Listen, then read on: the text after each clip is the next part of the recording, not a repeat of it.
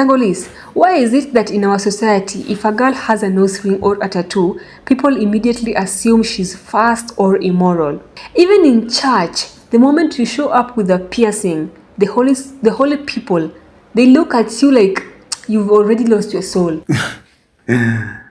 That's a classic case of judging the book by its cover.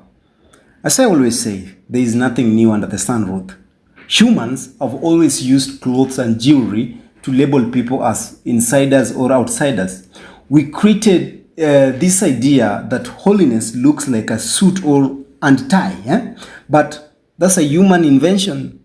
We lost the ability to see the person because we are too busy checking their packaging. Okay, but if you look at someone like Rebecca in the Bible, she was literally the chosen bride for Isaac, and the first thing she was given as a sign of favor was a gold nose ring. You see, if she walked into a modern church today with that same jewelry, she'd be judged. Why did we turn a biblical gift into a modern red flag? That's because we've weaponized tradition. In Rebecca's time, that ring was a symbol of value and belonging. It wasn't about rebellion. It was about identity.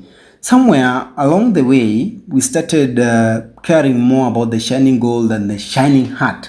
We forgot that God uses physical things to bless us, not just to test us. Okay, does that apply to tattoos too? People always say your body is a temple, so you shouldn't put ink on it.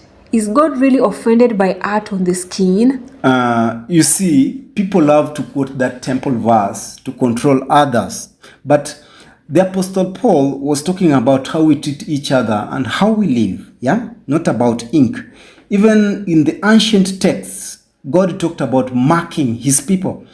The problem isn't the ink, it's the vanity. If your tattoo is your identity, that's a problem. But if your identity is in God, a tattoo doesn't change your status in his eyes. So what would Jesus do if he saw a guy with full sleeves and a girl with piercing in the front row? I think he'd probably sit right next to them because Jesus is the leader who deweaponizes church culture. He spent his life with the misfits because he knew that religion only scrubs the outside, but grace heals the inside. He's not looking for a specific dress code. Yeah? He's looking for a heart that's open to him. He sees the person, not the piercing. Okay, the jewelry doesn't make me lose and the ink doesn't make me lost? Exactly. You see, you aren't defined by what's on your skin, but whose spirit